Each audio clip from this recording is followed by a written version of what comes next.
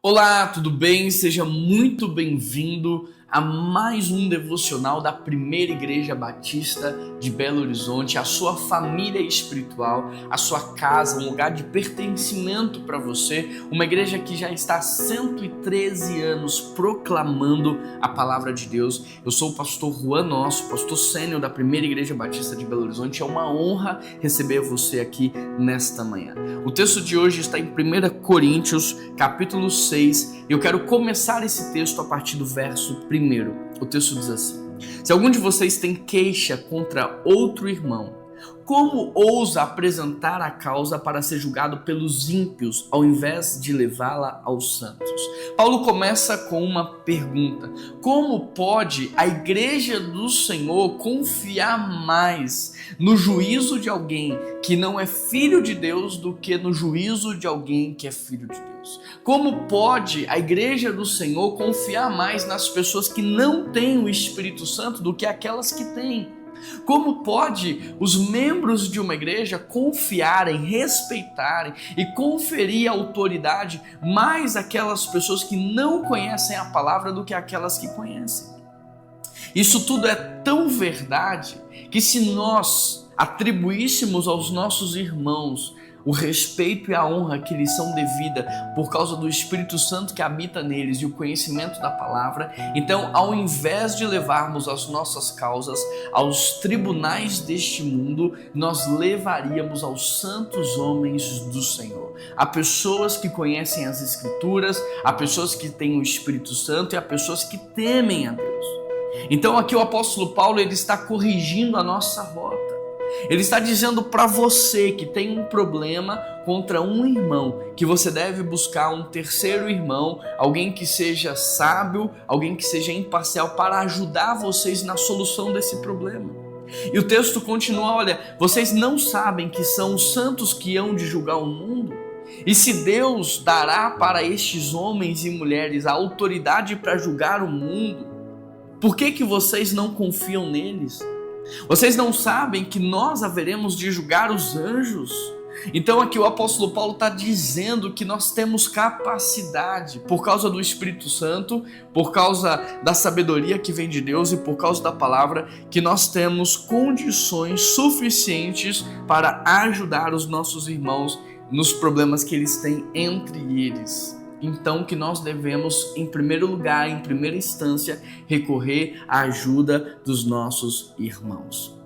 Agora, o texto diz assim no verso 4: portanto, se vocês têm questões relativas às coisas dessa vida, designem para juízes que são da igreja. E aí ele continua dizendo: acaso não há entre vocês alguém suficientemente sábio? Mas ao invés disso, um irmão vai ao tribunal contra outro irmão. Isso é coisa de descrente. O fato de haver litígios entre vocês significa uma completa derrota. Está aqui escrito no verso 7. O apóstolo Paulo está dizendo: olha, é uma situação pior do que a outra. Pior do que você levar um irmão a juízo é vocês terem um problema entre vocês. Vocês são irmãos, vocês fazem parte do mesmo corpo, vocês fazem parte do corpo de Cristo. É uma derrota, é uma vergonha, vocês são vergonha para o evangelho. Quando vocês levam um irmão na justiça, vocês envergonham o evangelho. E aí no verso 7 ele continua dizendo: por que não preferem sofrer a injustiça?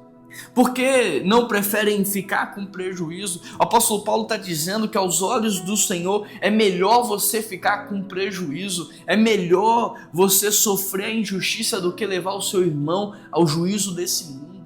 Querido, o Senhor pode te recompensar, você que está sofrendo injustiça, você que está sendo injustiçado, você que está no prejuízo, o Senhor pode te ajudar.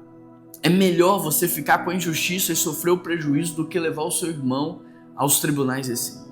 Ao invés disso, vocês mesmos causam injustiças e prejuízo, isso contra os irmãos. Sabe, o apóstolo Paulo está nos corrigindo aqui, ele está nos exortando. Agora eu pergunto, como é que está a postura do seu coração diante de um texto como esse?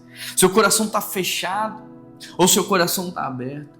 Você está ouvindo isso de maneira quebrantada ou você está ouvindo isso de maneira armada? Como que você está diante da palavra do Senhor? Porque a palavra do Senhor é viva e eficaz. Ela não volta vazia.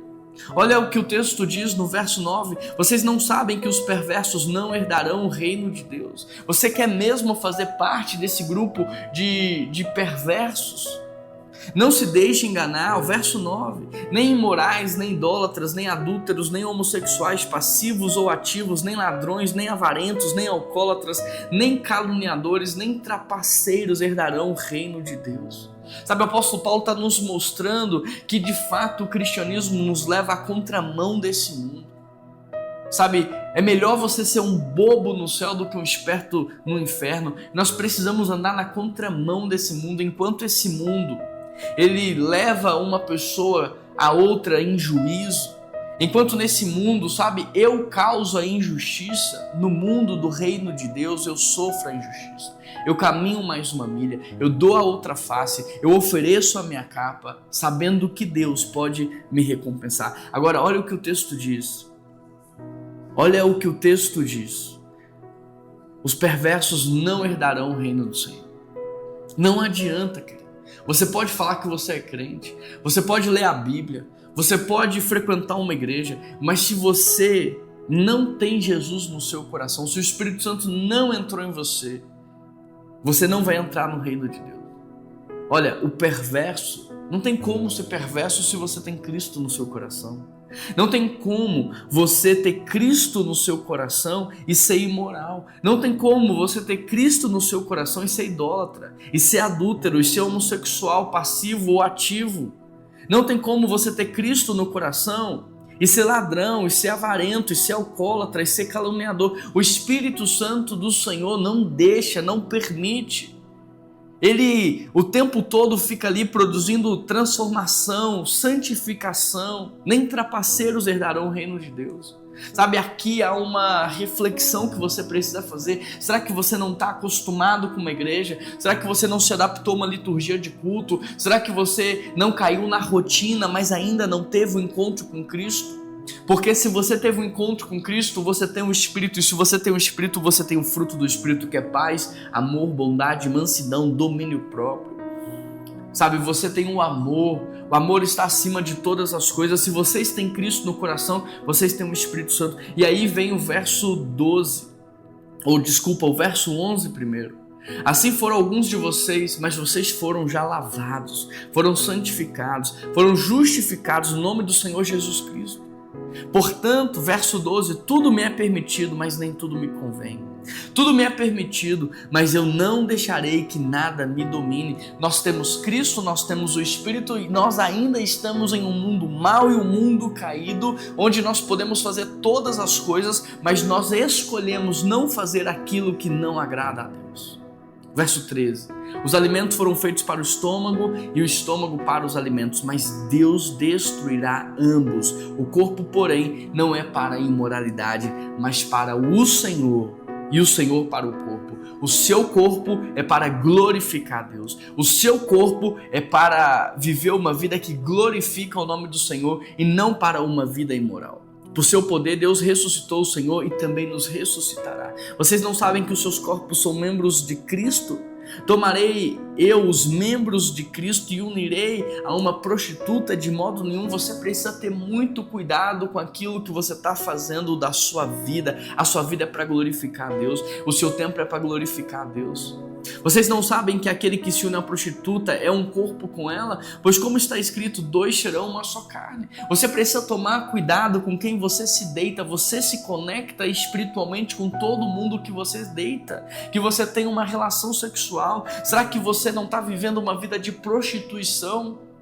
Será que você não está vivendo uma vida de imoralidade? Porque o texto é muito claro. Alguém que tem Cristo, alguém que tem o Espírito, não vive uma vida assim. Fujam da imoralidade sexual.